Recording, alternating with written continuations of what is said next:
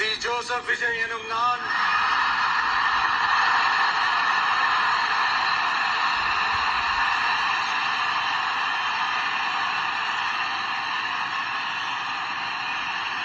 சட்டப்படி அமைக்கப்பெற்ற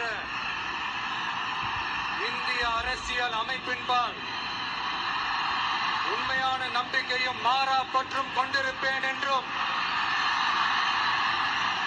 இந்திய நாட்டின் ஒப்பில்லாத முழு முதல் ஆட்சியையும் உரிமையையும் நிலை நிறுத்துவேன் என்றும் தமிழ்நாட்டு அரசின் முதலமைச்சராக உண்மையாகவும் உளச்சான்றின்படியும் என் கடமைகளை நிறைவேற்றுவேன் என்றும்